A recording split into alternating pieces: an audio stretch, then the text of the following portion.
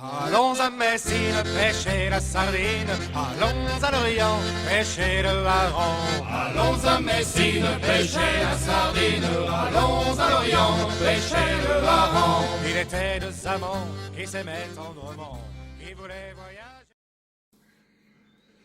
Bonjour tout le monde, vivement le printemps, on est tous d'accord là-dessus. Donc c'est le moment quand même de revoir le matériel, éventuellement d'en acquérir du nouveau, de l'installer. Bon, donc là, moi j'ai acheté un petit moulinet. Il y a beaucoup mieux, il y a moins bien, c'est pas ça, chacun voit selon ses moyens. Bon, le problème c'est qu'ils le vendent pas avec le fil, à part les kits, enfin bon, ça on va pas en parler. Alors, il y a quelques dizaines d'années ou quelques années, on mettait encore du nylon là-dessus. Mais le nylon, bon, il y a beaucoup mieux depuis. Le gros avantage de la tresse déjà, c'est que à résistance égale, elle est beaucoup plus fine. Et puis, meilleur lancer, forcément, quand vous lancez avec une tresse qui est très souple et puis qui a beaucoup moins de résistance à l'air, vous allez plus loin qu'avec du nylon. Ça, c'est indiscutable. Une tresse comme celle-ci, c'est la YGK. Bon, a priori, du PE1.2, ça tournerait autour de 18 centièmes. Et c'est donné pour 25 livres, ce qui fait 12 kilos. Si vous voulez avoir du nylon de la même résistance, il faut taper dans du 40 centièmes, 45 centièmes. Donc ça n'a rien à voir au niveau du diamètre. Autre avantage de la tresse, c'est qu'il n'y a pas d'élasticité. Alors ça peut être un avantage et un inconvénient. C'est pas non plus... si vous vous bagarrez avec un poisson, vous avez plus de sensations avec une tresse, mais d'un autre côté, vous avez plus de risque de rupture si vous avez vraiment un gros poisson. Il n'y a pas d'amortissement. Donc il faut avoir un frein bien réglé, et sinon ça casse tout de suite.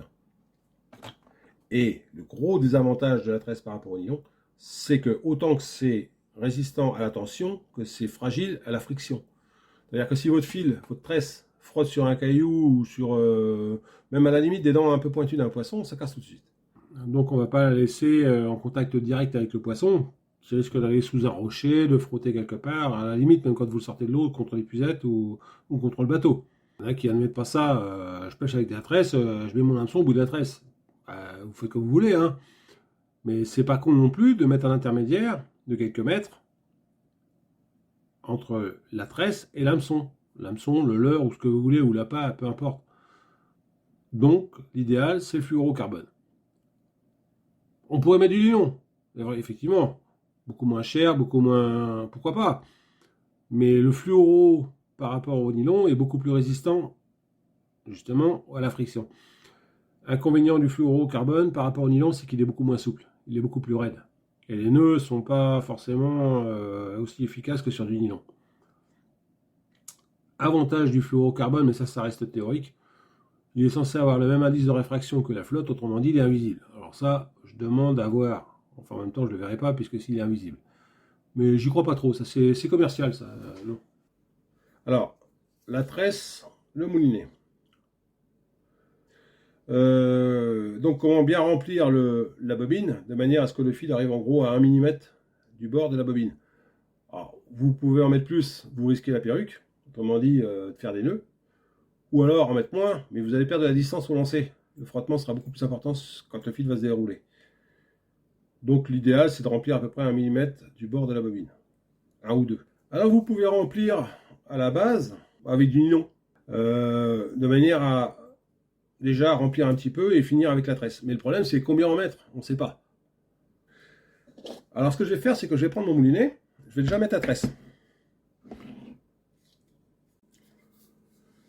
Donc je vais enrouler mon fil sur le moulinet. Alors pour des raisons pratiques, de facilité, je vais prendre une vieille canne, je vais mettre le moulinet dessus, je vais le passer dans le premier anneau de manière à ce que le fil soit bien dans l'axe du moulinet. Les moyens du bord pour la vidéo, j'ai pris un porte-CD. Donc j'enroule le fil. Alors il y en a qui mettent ça dans une cuvette de flotte. Bon, pour moi ça sert pas à grand chose à part mouiller le fil peut-être, ouais. Donc peut-être que s'il est enroulé mouillé, c'est pas plus mal pour lui. Ouais, peut-être. Je sais pas. Alors une chose aussi, bon ça c'est physique, hein, j'en avais fait une vidéo là-dessus, c'est que il faut bien se rendre compte qu'à chaque fois que vous faites un tour de rotor, vous vrillez le fil. À chaque fois que vous l'enroulez d'un tour, il fait un tour sur lui-même. Bon, c'est chiant, ah ouais, c'est dramatique, c'est bien, parce qu'à l'arrivée au bout de la bobine, vous avez fait, je veux dire, de 500 tours, vous avez fait 500 vrilles. Mais en même temps, quand vous allez le dérouler, que vous allez ouvrir le pick-up, les vrilles vont sortir. Donc, je veux dire, c'est pas dramatique, hein, c'est pas grave. Hein. J'ai vu ça sur Internet, ils font des appareils justement pour enrouler le fil sur les moulinets pour pas que ça vrille. C'est idiot, parce que c'est vrai que si vous l'enroulez sans le vriller, vous allez le vriller quand il va sortir. Donc, ça sert à rien. Donc voilà, j'ai enroulé mon fil. Bon, dans le cas présent, sur ce petit moulinet-là, ça tombe vraiment bien. Hein, mais 150 mètres de tresse remplissent la bobine. Bon, c'est un moulinet 3000, hein, taille 3000, donc c'est relativement petit. Maintenant, si vous avez un moulinet un peu plus gros, il y a fort à parier que vous n'arriverez pas au bord de la bobine. Là, voilà, j'ai un autre moulinet ici, justement, je vais le re-remplir, parce que là, j'ai dû perdre du fil, ou je sais pas, il est mal rempli, insuffisamment rempli. Donc ce moulinet, la tresse est déjà dessus. On voit bien que le bord de la bobine, ici de la lèvre, dépasse nettement par rapport au fil. Donc, quelle quantité de nylon dois-je mettre? En fait, le nylon, bien sûr, il doit être en dessous et non pas au-dessus. Pour l'instant, il va être au-dessus. Ce qui va me permettre de savoir combien je dois en mettre. Donc voilà, j'ai raccordé mon nylon à ma tresse, grossièrement. Hein, parce que de toute façon, je vais la renlever après, vous allez comprendre pourquoi. Et je vais enrouler. Jusqu'à ce que mon nylon arrive correctement au bord de la bobine. Alors quel nylon utiliser pour faire ça? Je vous conseille de ne pas prendre un nylon trop gros quand même. Prendre un nylon, je dirais 28-30 centièmes, c'est pas mal. Donc voilà, ma bobine est bien remplie, ni trop ni trop peu. Donc maintenant, ce qu'on va faire, c'est qu'on va dérouler le nylon et on va le remettre sur une bobine. Donc voilà, en procédant ainsi, on sait quelle quantité de nylon il va falloir mettre sous la tresse. Donc je renroule le nylon que je viens de mettre sur le moulinet. Bon, ça j'utilise une perceuse, mais enfin bon, ça c'est ce que vous voulez.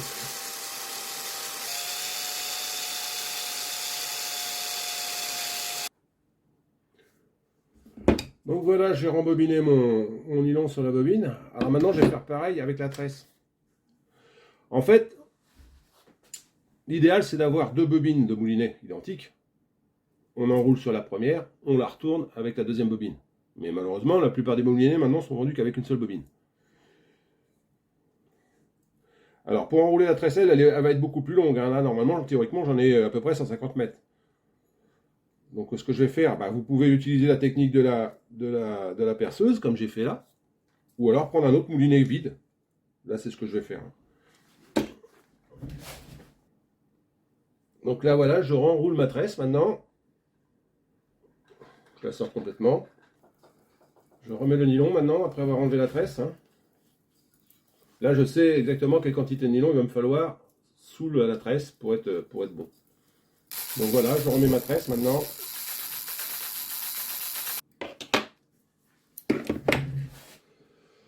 Alors voilà. Bon, on peut constater que là, c'est parfait. Hein. Donc comme ça, j'ai bien la bonne quantité de nylon sous ma tresse. Alors là, on voit que le fil a été enroulé de manière légèrement conique. Quand vous achetez un moulinet, souvent il y a des petites rondelles qui sont fournies avec, qu'on peut placer sous la bobine. Et ça va justement ça va permettre de régler l'enroulement du fil, plus haut ou plus bas sur la bobine. Bon, en général, je ne les mets pas, hein, mais c'est déjà réglé en usine. Hein. Mais ça peut être utile. Donc voilà, j'ai ma tresse. Le problème, c'est comme je le disais tout à l'heure, autant que c'est résistant à la tension, c'est qu'à la friction, ça va péter tout de suite. Alors, cette tresse-là, la PE12, si vous voulez la casser, vous vous coupez. Hein. Il n'y a pas de problème, ça vous rentre dans la peau. Hein. Moi, je ne sais même pas. Hein. C'est vraiment très résistant et très fin. Alors, des nœuds raccords tresse sur YouTube, vous allez en trouver plein. Hein. Il y a le Allright, il y a le FG. Le FG, c'est même pas la peine. Hein. On laisse tomber. Il y a le PEC7. Le PEC7, ça va encore, c'est relativement facile. Ça ressemble assez au PEC7, ce que je vais vous proposer. Mais le problème, c'est que vous faites ça dans votre salon, c'est très bien. Vous êtes au sec, ça bouge pas, vous avez le temps. Quand vous êtes à la pêche et puis qu'il y a des chasses, il y a des creux d'un mètre. Si vous refaites les nœuds comme ça, non, moi, je laisse tomber. Hein. Alors, je vous explique moi ce que je fais. Je le fais ici, mais je le fais aussi en mer. Hein. C'est relativement facile. Bon, donc, le fluoro, on fait une boucle. qu'on passe 2 fois. On commence à serrer gentiment. On prend la tresse.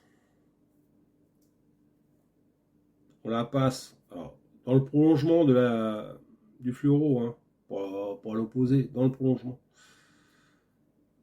Une fois, on le passe 2 fois. Voilà, ça vous donne ça, comme l'aurait dit Cyril Lignac. Ça donne ça. On serre le fluoro. Éventuellement, on se redonne un petit peu de longueur sur la tresse. Alors le principe de ce nœud, c'est une série de demi-clés qu'on va bien serrer à chaque fois, qu'on va amener contre le premier nœud, le nœud primaire.